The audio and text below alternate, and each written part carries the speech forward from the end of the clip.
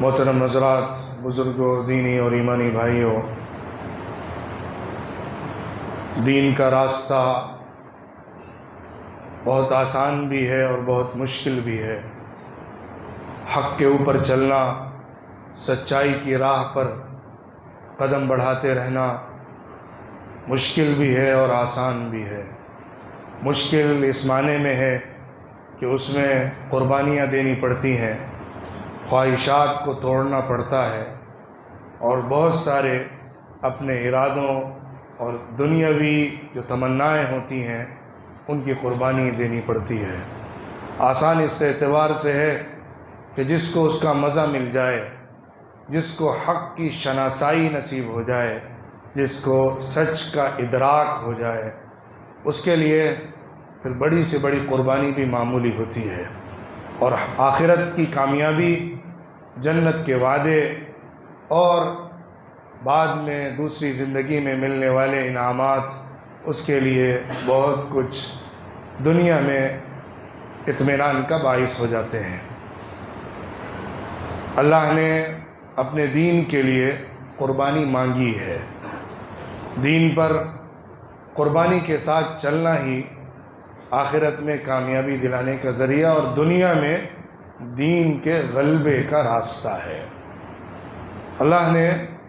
قرآن پاک میں ایک سے زیادہ جگہ پر ذکر کیا ہے کہ دنیا میں اللہ نے انبیاء کے ساتھ اس سنت کو جاری کیا کہ آزمائشیں، مشکلات، مصیبتیں، جانی اور مالی نقصانات جھیلنے پڑے ہیں، اس کا سامنا کرنا پڑا ہے، پھر اس کے بعد غلبہ، عزت اور بلندی اور دنیا میں اقتدار نصیب ہوا ہے۔ ام حسبتم ان تدخلوا الجنہ ولما یأتکم مثل الذین خلوا من قبلکم مستهم البأساء والضراء وزلزلوا حتى يقول الرسول والذین آمنوا معه متى نصر اللہ الا ان نصر اللہ قریب۔ کیا تم یہ سمجھ بیٹھے ہو کہ تمہیں جنت میں داخلہ مل جائے گا، انٹری مل جائے گی، اور تمہیں ویسے حالات نہیں جھیلنے پڑیں گے جیسا کہ تم سے پہلی امتوں کو جھیلنے پڑے ہیں؟ ان کو مصیبت نے پکڑا، آزمائشوں نے آ کر دبوچا، جانی، مالی اور ظاہری، باطنی بہت ساری آزمائشوں سے ان کو گزارا گیا، انہیں جھنجھوڑ کر رکھ دیا گیا، دہلا دیا گیا، ہلا دیا گیا، ان کے وجود کو زبردست طریقے پر لرزاں کر دیا گیا، یہاں تک کہ انبیاء اور ان کے ساتھ جو ایمان والے تھے وہ یہ کہہ پڑے اللہ کی مدد کب آئے گی؟ تو سنو، اللہ کی مدد بہت قریب ہے۔ یہ اللہ کی سنت ہے، انبیاء کے ساتھ، انبیاء کے ماننے والوں کے ساتھ، اور آخری نبی اور ان کی امت کے لیے بھی آزمائشوں کی بھٹی سے گزارا جاتا ہے، مصیبتوں اور تکلیفوں سے آگے کا راستہ طے کرایا جاتا ہے۔ جو لوگ ثابت قدمی کے ساتھ، اعتماد کے ساتھ، یقین کے ساتھ، اللہ پر بھروسے اور توکل کے ساتھ اور حق کے راستے پر ڈٹنے کے ساتھ چلتے رہتے ہیں اور آگے بڑھتے رہتے ہیں، بالآخر کامیابی ان کے قدم چوم کر رہتی ہے۔ والعاقبۃ للمتقین، آخری انجام تو سچے لوگوں کے لیے ہے، حق پرست کے لیے ہے،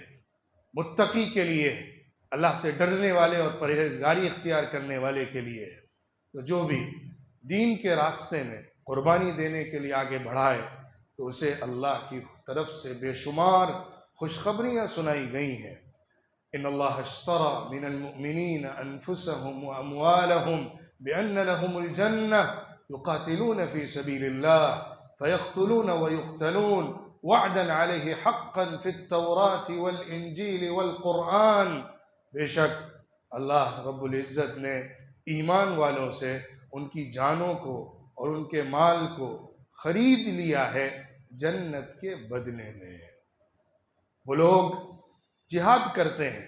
اللہ کے راستے میں جنگ کرتے ہیں، لڑائی کرتے ہیں، پھر اپنی جان کے نذرانے بھی پیش کرتے ہیں اور دشمنوں کو جہنم رسید بھی کرتے ہیں۔ یہ اللہ کا وعدہ ہے جو تورات میں بھی اللہ نے طے کر کے رکھا تھا، انجیل میں بھی بیان کیا تھا، اور قرآن میں بھی اس کا بیان ہو رہا ہے۔ جو بھی اللہ کے ساتھ وعدہ پورا کرے گا تو اسے خوشخبری سن لینی چاہیے کہ تمہاری جو تجارت اللہ کے ساتھ ہوئی ہے، جو اللہ کے ساتھ بیعت تم نے کی ہے اور معاملہ کیا ہے، وہ تمہیں پورا پورا مل کر رہے گا۔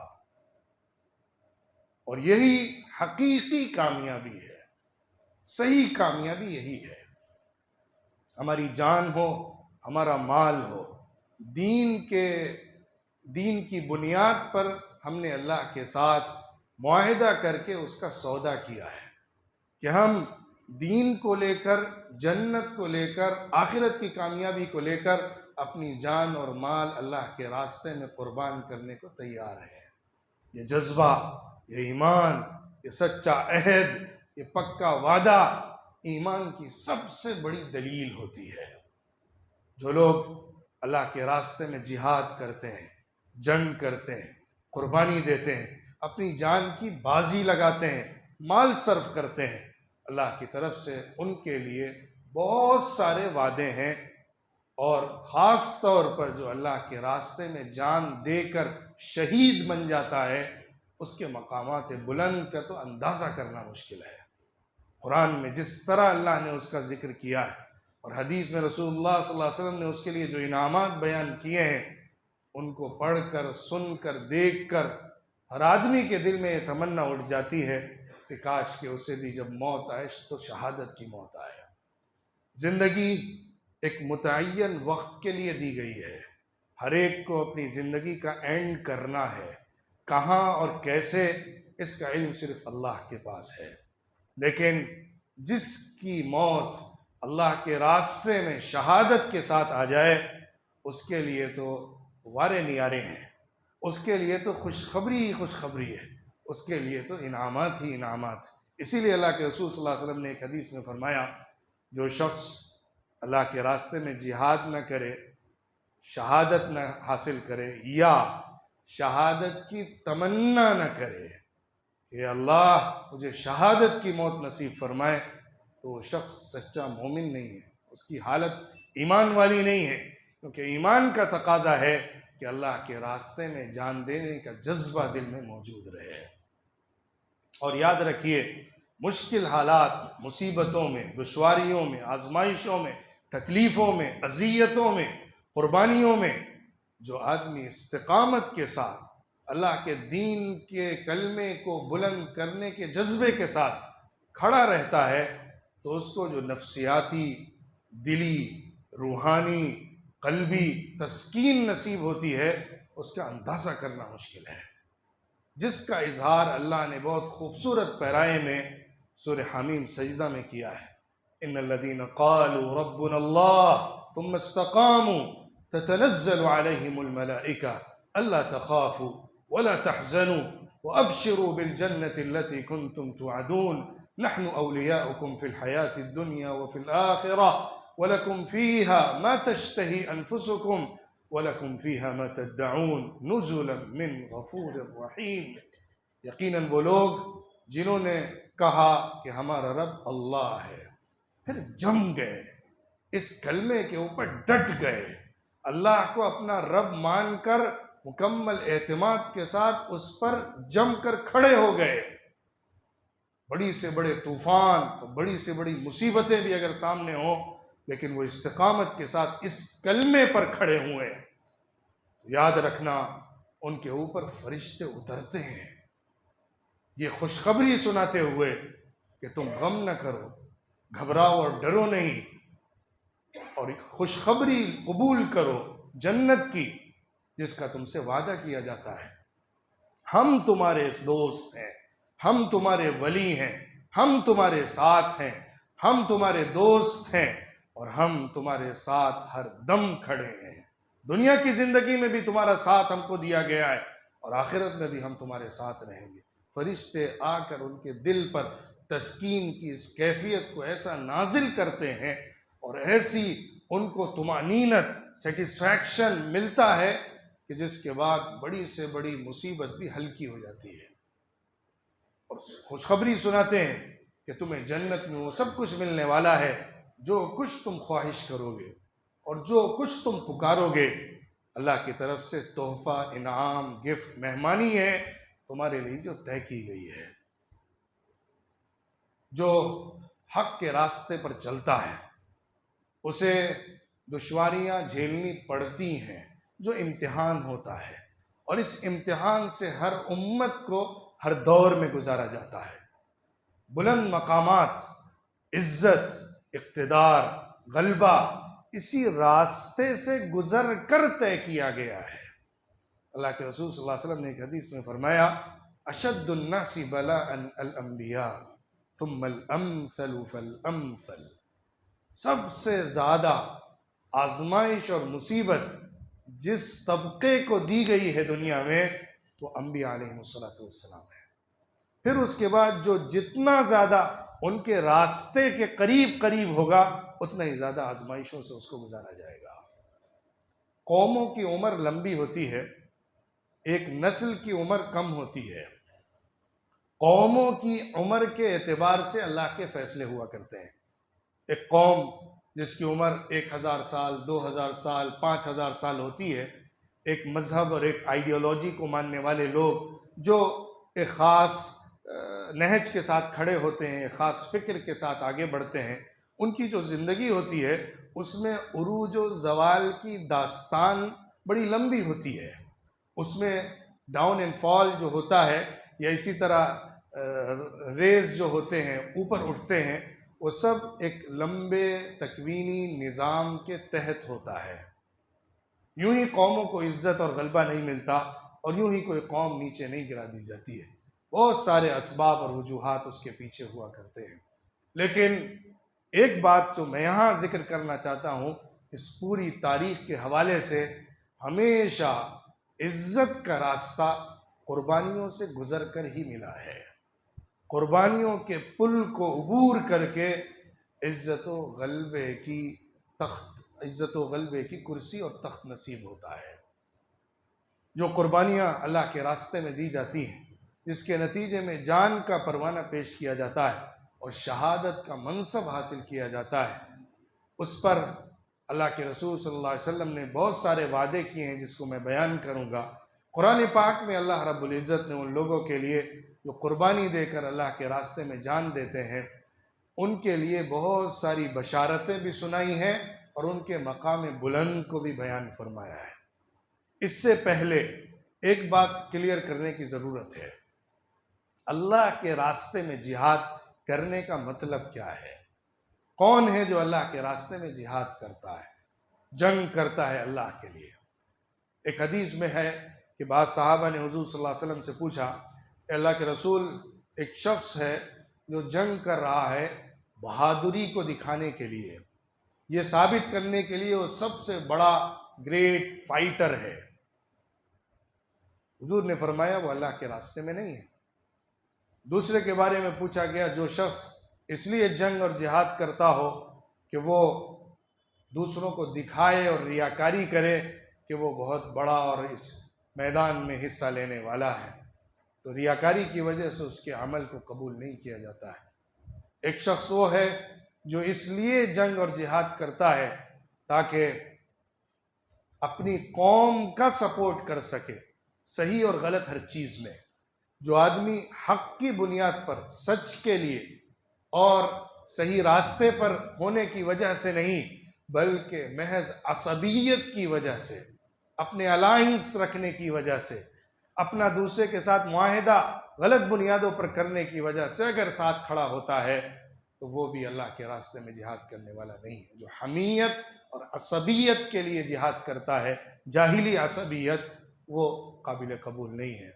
فرمایا حضور صلی اللہ علیہ وسلم نے، اللہ کے راستے میں جہاد کرنے والا وہ ہے من قاتل لتکون کلمۃ اللہ ہی العلیٰ فہو فی سبیل اللہ، جو جہاد، جنگ، لڑائی اس لیے کرتا ہے تاکہ اللہ کے کلمے کو بلند کر سکے،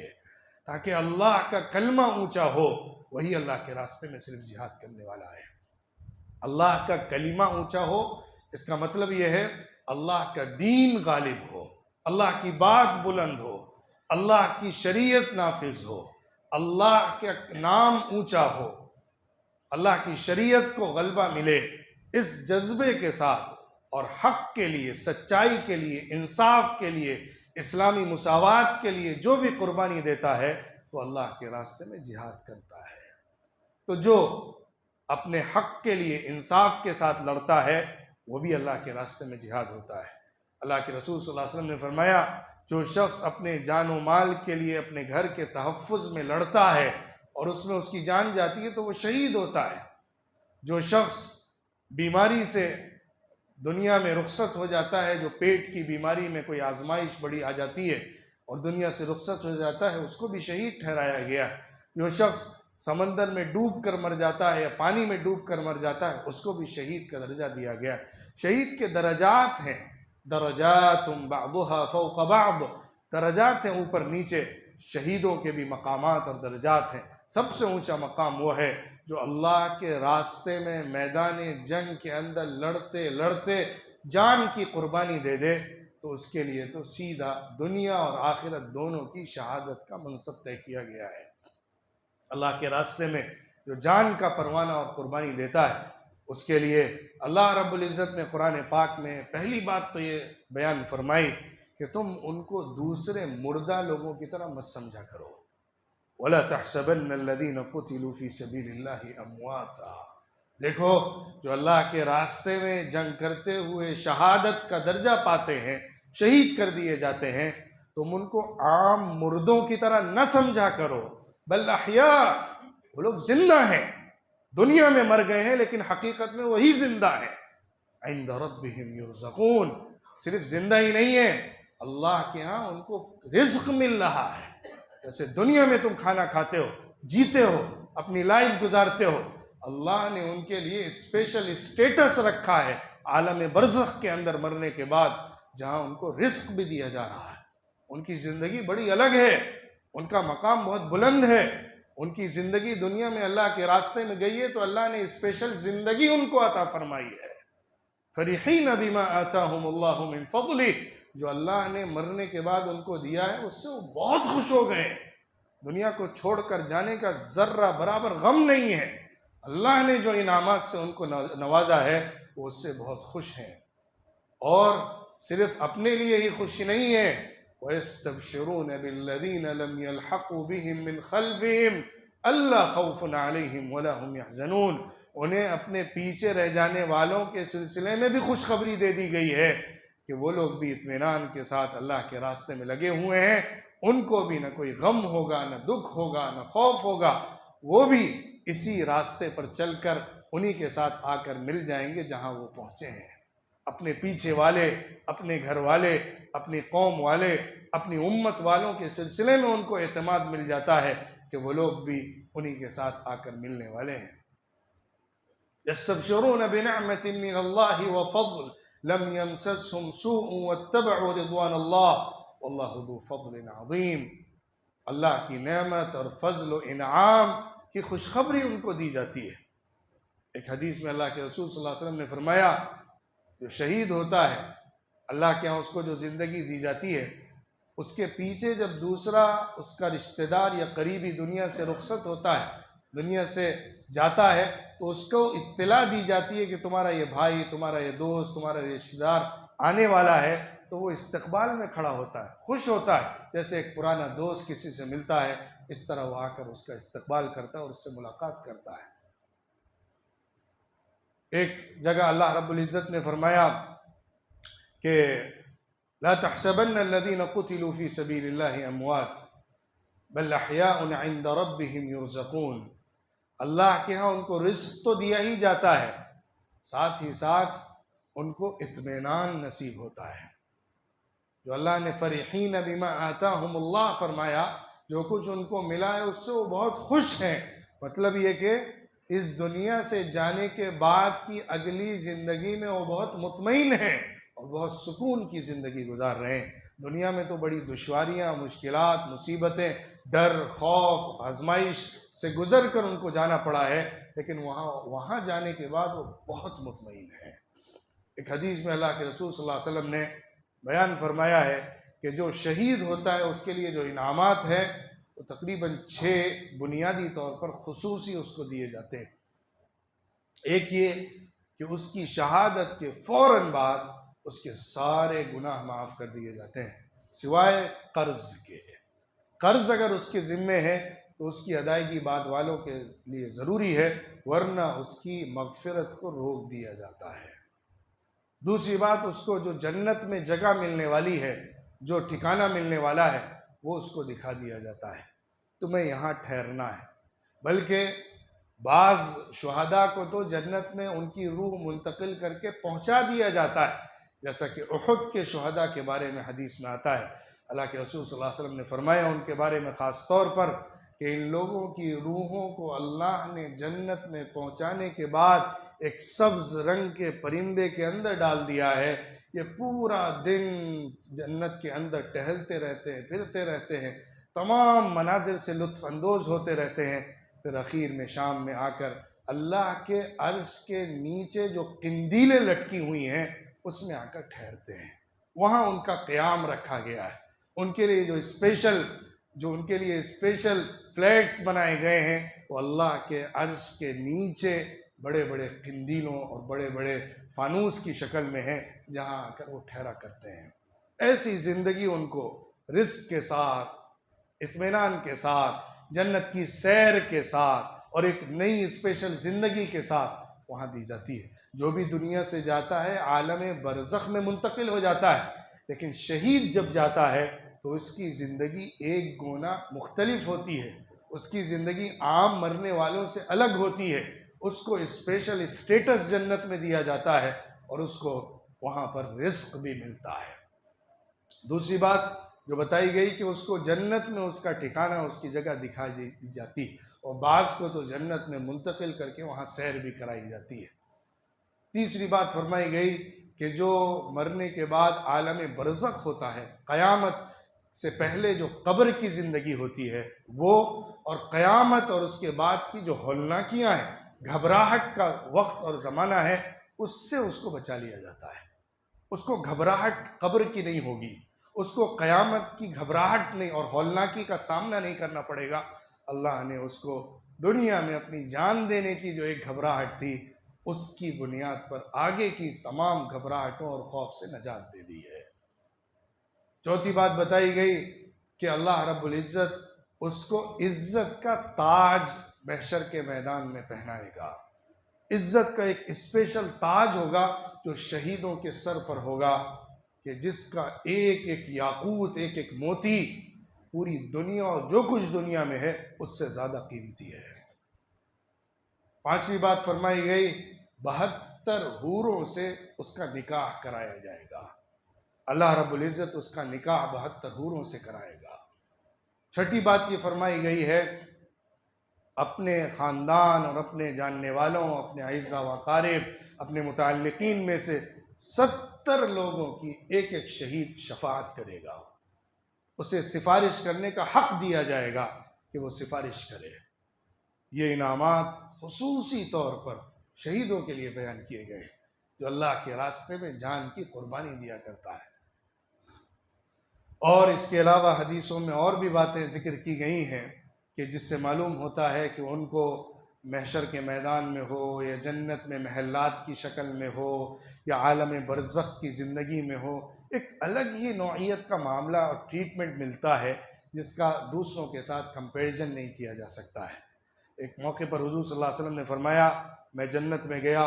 وہاں ایک بہت ہی عالیشان اور غیر معمولی زبردست قسم کا محل دیکھا،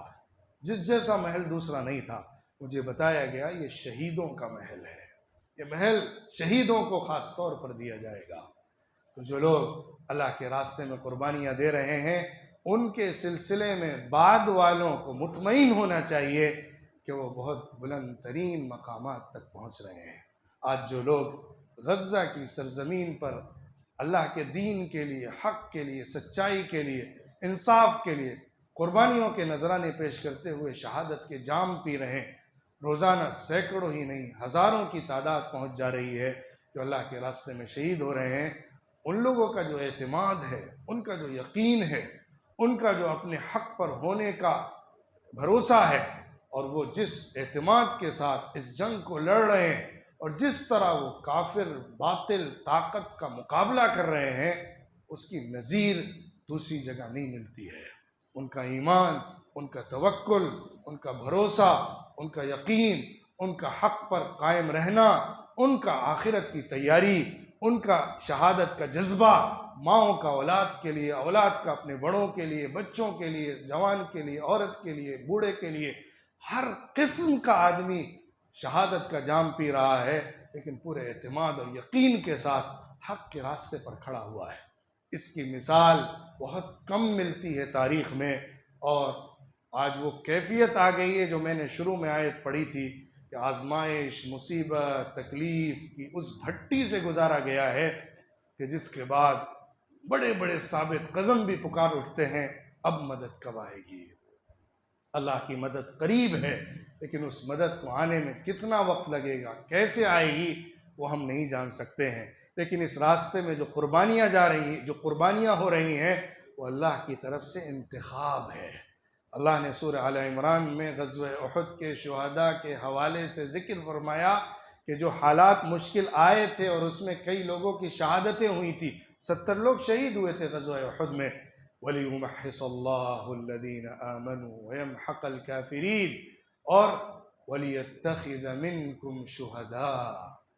یہ حالات اس لیے ہوتے ہیں تاکہ جو ایمان والے ہیں ان میں چھٹائی کا کام ہو جائے۔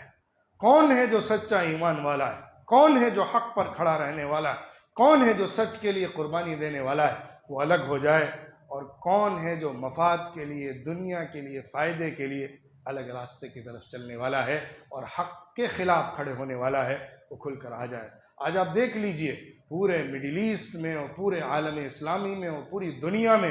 کون ہے جو انصاف کے ساتھ کھڑا ہے، وہ آج کے وقت کھل کر سامنے آ جا رہا ہے۔ جن باطل، ظالم، بدکردار، فحش پرست حکمرانوں نے اسرائیل کا ساتھ دینے کی بات کی ہے، اور جس طرح ان مظلوم، نہتے، بے گناہ لوگوں کے قتل کے اوپر پردہ ڈالا ہے اور آنکھیں موند کر بیٹھے ہوئے ہیں، کتنے ہمارے مسلمان حکمراں بھی ہیں، کل قیامت میں ان کا حشر بھی انہی ظالم کے ساتھ ہونے والا ہے۔ حدیث میں حضور صلی اللہ علیہ وسلم نے فرمایا، جو شخص کسی کے بارے میں جانتا ہو کہ وہ ظلم کر رہا ہے لیکن پھر بھی وہ ظلم کے ساتھ کھڑا ہو اور اس کی تائید کرے، تو قیامت میں اسی کے ساتھ کھڑا ہوگا، قیامت میں کل حشر اسی کے ساتھ اس کا کیا جائے گا۔ یہ ان کو آخرت میں ملنے والا ہے، اور جو حق کے ساتھ قربانی دے کر کھڑا ہوا ہے اسے اس کا عظیم ترین بدلہ دنیا میں بھی ملے گا اور آخرت میں بھی ملے گا۔ کیا کچھ کوشش انہوں نے نہیں کی کہ ان چند لاکھ لوگوں کو ان کی زمین سے نکال کر بھگا دیں اور اس پر قبضہ کر لیں، لیکن ان کا جو ان کی جو استقامت ہے، ان کا جو ثبات ہے، ان کی جو ہمت ہے، ان کی جو قربانیاں دینے کی کہانی ہے، ان کی جو لمبی زبردست تابناک تاریخ ہے، اس کی بنیاد پر وہ اپنی اولاد کو، اپنے بچوں کو، اپنے بڑوں کو، اپنی عورتوں کو، اپنے گھر بار کو، اپنا سب کچھ لٹا کر بھی حق کے ساتھ کھڑے ہوئے اور ڈٹے ہوئے ہیں۔ اتنی بڑی قربانی آج کی تاریخ میں بہت کم افراد یا امتیں یا جماعتیں دے پاتی ہیں جو وہ لوگ دے رہے ہیں۔ بہرحال وہ لوگ اس وقت پوری امت کے لیے فرض کفایہ ادا کرنے والے اور مقدس ترین حرم ثالث مسجد اقصیٰ کی حفاظت کرنے والے، اور اس کے لیے، اس کے تحفظ کے لیے اور وہاں کے لوگوں کے لیے، وہاں کی زمین کے لیے، وطن کے لیے زبردست قربانیاں دینے والے ہیں۔ اللہ ان کی قربانیوں کو قبول فرمائے، ان کی شہادت کو قبول فرمائے، اور ان کو بلند ترین مقامات جو شہیدوں کے لیے طے کیے گئے ہیں وہ جنت میں ملیں۔ دنیا سے جانے کے بعد ان کو وہاں جو آسانی، سکون، اطمینان اور لطف اور رزق ملے، اس سے وہ خوش اور مطمئن ہو جائیں۔ ان کے بعد پیچھے رہ جانے والوں کو بھی اللہ رب العزت اسی استقامت کے ساتھ آگے بڑھنے کی توفیق عطا فرمائے۔ ہمیں بھی ان حق پرست لوگوں کے ساتھ کھڑا رکھے تاکہ آخرت میں ہم بھی انہی کے ساتھ کھڑے ہوں، انہی کے ساتھ ہمارا حشر ہو۔ کم از کم شہید اگر دنیا میں نہ لکھی ہو شہادت کی موت، تو شہادت کی تمنا لے کر دنیا سے جائیں، اور آخرت میں شہیدوں کے ساتھ ہمیں حشر نصیب ہو جائے۔ اللہ رب العزت حالات کو تبدیل فرمائے، مصیبت کو ختم فرمائے، اور بہتری کی طرف آگے کے حالات کو بڑھائے، حق کو غلبہ نصیب فرمائے، سچائی کو عروج نصیب فرمائے، اور ان مظلوم نہتے بے گناہ لوگوں کو ان کا انصاف مل جائے، ان کی زمین مل جائے، اور حرم ثالث مسجد اقصیٰ کی حفاظت اور آزادی کا فیصلہ ہو جائے۔ وآخر دعوانا ان الحمد للہ رب العالمین۔